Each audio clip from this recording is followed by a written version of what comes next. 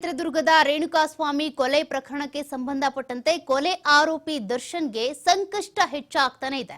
ಈಗ ನಟ ಚಿಕ್ಕಣ್ಣ ಹೇಳಿಕೆ ಕೂಡ ಸಾಕ್ಷಿಯಾಗಿ ಖಾಕಿ ಪಡೆ ಪರಿಗಣಿಸಿದೆ.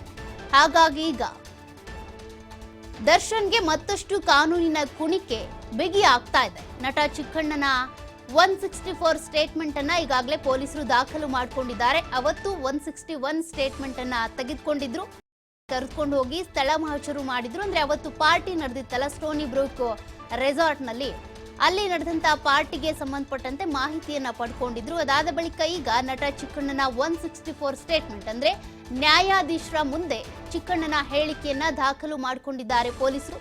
ಸ್ಟೋನಿ ಬ್ರೂಕ್ ರೆಸ್ಟೋರೆಂಟ್ ನಲ್ಲಿ ಡಿ ಗ್ಯಾಂಗ್ ಅನ್ನ ಚಿಕ್ಕಣ್ಣ ಭೇಟಿಯಾಗಿದ್ರು. ಅದರ ಬಗ್ಗೆ ಅವತ್ತು ಕೂಡ ಹೇಳಿಕೆ ಕೊಟ್ಟಿದ್ರು. ಈ 164 ಸ್ಟೇಟ್ಮೆಂಟ್ ಮೂಲಕ ಕೂಡ ಹೇಳಿಕೆಯನ್ನ ದಾಖಲು ಮಾಡಿಕೊಂಡಿದ್ದಾರೆ.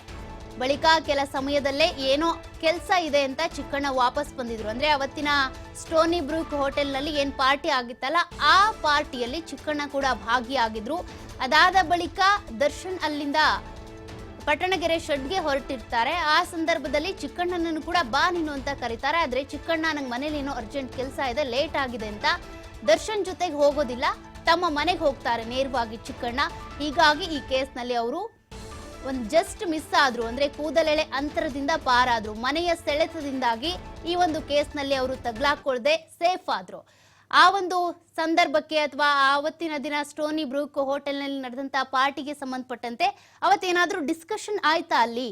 ಅಂದ್ರೆ ರೇಣುಕಾಸ್ವಾಮಿ ಹತ್ಯೆಗೆ ಸಂಬಂಧಪಟ್ಟಂತೆ ದರ್ಶನ್ ಅಂಡ್ ಗ್ಯಾಂಗ್ ಅವತ್ತಿನ ದಿನ ಏನಾದ್ರೂ ಡಿಸ್ಕಸ್ ಮಾಡಿದ್ರ ಅಂತ ಕೂಡ ಚಿಕ್ಕಣ್ಣನನ್ನ ಕೇಳಿದ್ದಾರೆ ಪೊಲೀಸರು. ಆದ್ರೆ ಅವತ್ತು ನಾನು ಜಸ್ಟ್ ಪಾರ್ಟಿಯಲ್ಲಿ ಭಾಗಿಯಾಗಿದ್ದೆ ಅಷ್ಟೇ ಅಂತೇಳಿ ಅದಕ್ಕೆ ಸಂಬಂಧಪಟ್ಟಂತೆ ಒಂದಷ್ಟು ಮಾಹಿತಿಯನ್ನ ಚಿಕ್ಕಣ್ಣ ಈಗಾಗಲೇ ಕೊಟ್ಟಿದ್ದಾರೆ.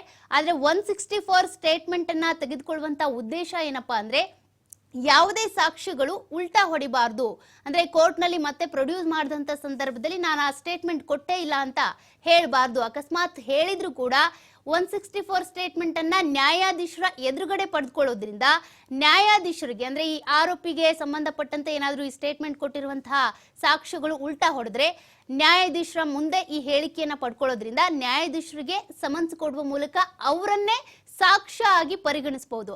ಹಾಗಾಗಿ ನ್ಯಾಯಾಧೀಶರ ಮುಂದೆ ಕೊಡುವಂತ ಈ 164 ಸ್ಟೇಟ್ಮೆಂಟ್ ಏನಿದೆ ಬಹಳ ಮಹತ್ವವನ್ನ ಪಡ್ಕೊಳ್ಳುತ್ತೆ.